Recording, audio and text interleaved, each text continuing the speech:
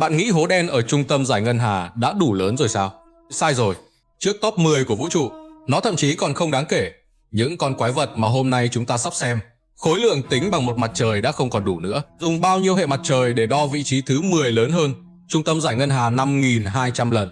Vị trí thứ nhất lớn đến mức khiến não bạn đứng hình, thắt chặt dây an toàn. Chúng ta sẽ lao thẳng từ vị trí thứ 10 lên vị trí thứ nhất. Muốn hiểu quy mô và bản chất của chúng, trước tiên chúng ta phải hiểu nguồn gốc của hố đen. Hố đen được sinh ra từ những ngôi sao siêu lớn, có khối lượng ít nhất gấp 30 lần mặt trời. Khi những ngôi sao như mặt trời của chúng ta di đến cuối vòng đời, sẽ điên cuồng sụp đổ vào trong dưới chính trọng lượng của mình. Lực hấp dẫn khổng lồ gây ra một vụ nổ siêu tân tinh hủy diệt. Toàn bộ vật chất còn sót lại của ngôi sao bị nén vào một điểm nhỏ đến vô hạn. Điểm khởi đầu đó chính là điểm khởi đầu của hố đen, thể tích cực nhỏ nhưng lại sở hữu lực hấp dẫn đáng sợ đến cực hạn. Nó trực tiếp bẻ cong không thời gian, nuốt chửng mọi thiên thể xung quanh. Hố đen có một ranh giới không thể thoát ra, là chân trời sự kiện.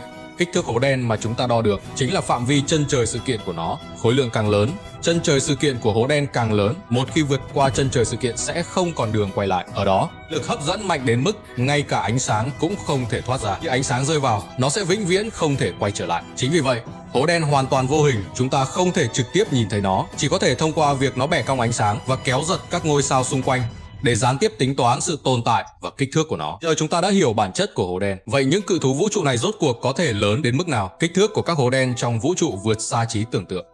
Ngay cả những hố đen nhỏ nhất cũng có khối lượng lớn hơn mặt trời hơn 3 lần.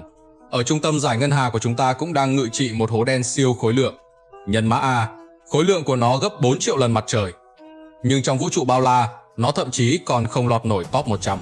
Chúng ta sẽ bắt đầu hé lộ từ vị trí thứ 10 hố đen khổng lồ nhất vũ trụ. Vị trí thứ 10, NGC 4889. Kích thước của nó gấp nhân mã A 5.200 lần. Nó chính thức được con người phát hiện vào năm 2011, nằm ở lõi của một thiên hà xa xôi, cách trái đất 308 triệu năm ánh sáng. Dù cách xa đến vậy, thiên hà nơi nó tồn tại vẫn là một trong những thiên hà sáng nhất trên bầu trời đêm của chúng ta. Trời sự kiện của cự thú vũ trụ này có đường kính lên tới 124 tỷ km.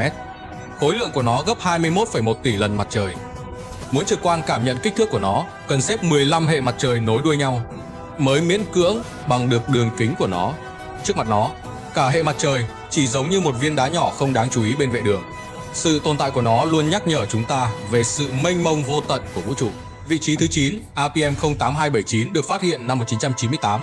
Đây là một hố đen chuẩn tinh xa xôi, nó cách chúng ta 12 tỷ năm ánh sáng. Chân trời sự kiện của gã khổng lồ vũ trụ này có đường kính 136 tỷ km. Lượng của nó gấp 23 tỷ lần mặt trời. Điều gây chấn động hơn là các nhà thiên văn học đã phát hiện xung quanh nó khu vực chứa nước có quy mô lớn nhất trong vũ trụ. Mây hơi nước bao quanh hố đen này có tổng lượng nước tương đương 140 triệu lần tổng lượng nước của tất cả đại dương trên trái đất. Nó giống như khoác lên hố đen một lớp nhà tù bằng nước rộng lớn vô biên.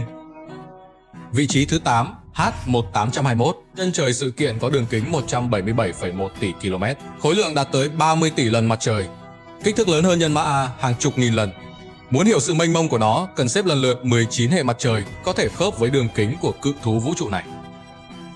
Nó giống như một con cự thú cổ đại đang ngủ sâu trong không gian sâu thẳm, lặng lẽ thu hoạch những vì sao đi ngang qua. Nó được con người phát hiện vào năm 2014, ngự trị trong lõi của một thiên hà khổng lồ, cách trái đất 3,4 tỷ năm ánh sáng. Vị trí thứ 7, SDSS J102325.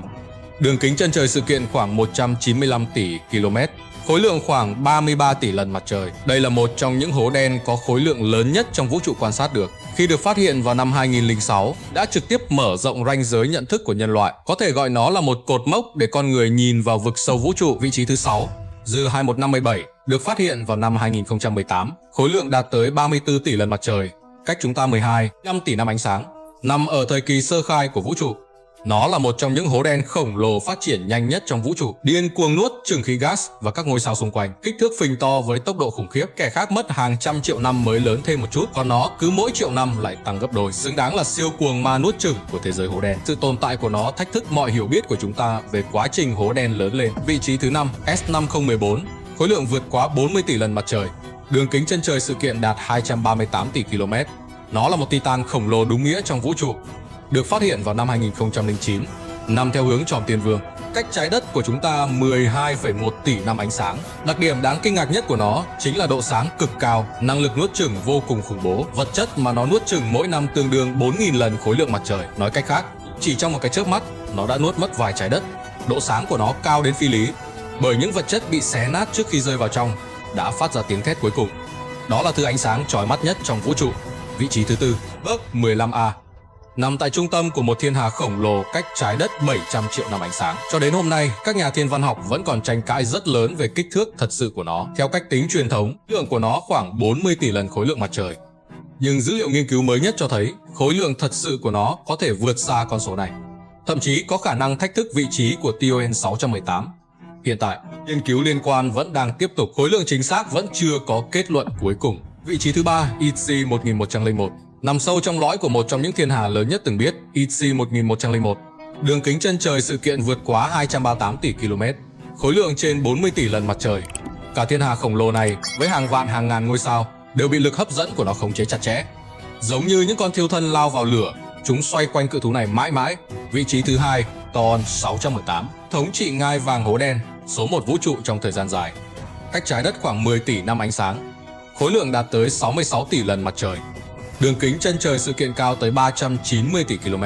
Để bạn cảm nhận trực quan sự đáng sợ của nó, bán kính chân trời sự kiện của nó tương đương 2.600 lần khoảng cách từ trái đất đến mặt trời. Cần 43 hệ mặt trời nối đuôi nhau mới có thể bằng được đường kính của nó. Nếu chúng ta ngồi trên một chiếc máy bay bay với tốc độ 900 km/h để băng ngang qua nó, hành trình này cần trọn vẹn 50.000 năm mới tới được đầu bên kia. Bộ lịch sử văn minh nhân loại cũng không đủ để bay xuyên qua nó một lần. Vị trí thứ nhất, Phoenix A, vị vua hố đen thật sự của vũ trụ. Khối lượng cao tới 100 tỷ lần mặt trời, kích thước gần gấp đôi TON 618. Đây là hố đen lớn nhất trong vũ trụ mà nhân loại hiện biết. Nhân mã A ở trung tâm giải ngân hà của chúng ta có khối lượng 4 triệu lần mặt trời, còn Phoenix A lớn gấp 25.000 lần nó. Đường kính chân trời sự kiện của nó đạt tới con số kinh hoàng 590 tỷ km, là một phép so sánh trực quan đến cực hạn. Ngôi sao lớn nhất từng biết trong vũ trụ, Stephenson 218, có thể tích lớn hơn mặt trời hơn 2.000 lần. Nếu ví nó như một quả bóng đá đường kính 22 cm, thì Phoenix A sẽ tương đương cả một hồ bơi chuẩn Olympic. Cần 65 hệ mặt trời xếp nối tiếp nhau mới có thể phủ hết đường kính của nó. Nếu bay xuyên qua nó bằng máy bay 900 km/h sẽ cần trọn vẹn 75.000 năm. Ngay cả nếu bắt đầu bay từ lúc vũ trụ ra đời, đến bây giờ vẫn chưa thể bay tới tận cùng. Mặt với những cự thú không gian trải dài hàng chục tỷ km này, chúng ta mới thật sự nhận ra rằng con người chỉ là một hạt bụi nhỏ bé trong bức tranh vũ trụ mênh mông. Nhưng chính chúng ta, những sinh vật nhỏ bé ấy, lại có khả năng ngước nhìn bầu trời sao và giải mã những bí ẩn của vũ trụ. Trước sự vĩ đại của vũ trụ, có lẽ chúng ta sẽ cảm thấy bản thân thật nhỏ bé. Nhưng điều đó không nên khiến ta lùi bước hay nản lòng. Hoàn toàn ngược lại, nó sẽ thôi thúc chúng ta không ngừng khám phá, không ngừng học hỏi và chiêm ngưỡng vẻ đẹp cùng sự huyền bí của vạn vật trong vũ trụ. Chúng ta vốn là một phần của vũ trụ bao la này. Dù sinh mệnh con người ngắn ngủi và hữu hạn, nhưng khả năng khám phá, ước mơ và phát hiện những điều chưa biết của chúng ta là vô hạn. Mãi giữ lấy sự tò mò. Hãy mãi kinh ngạc trước sự hùng vĩ và lãng mạn của vũ trụ. Mỗi lần chúng ta ngước nhìn bầu trời sao, mỗi lần phát hiện ra một con quái vật lớn hơn, tất cả đều đang nhắc nhở chúng ta rằng vũ trụ điên rồ hơn trí tưởng tượng của ta gấp vạn lần. Và chúng ta chỉ vừa mới mở mắt. Hố đen không phải là điểm kết thúc, nó là điểm cực hạn. Vũ trụ không phải là câu trả lời, nó là câu hỏi. Cảm ơn các bạn đã theo dõi hết video ngày hôm nay. Nếu thấy những thông tin này thú vị, đừng quên nhấn nút đăng ký kênh, bấm chuông thông báo để không bỏ lỡ những bí ẩn tiếp theo sẽ được bật mí trong tập kế tiếp nhé. Xin chào và hẹn gặp lại các bạn.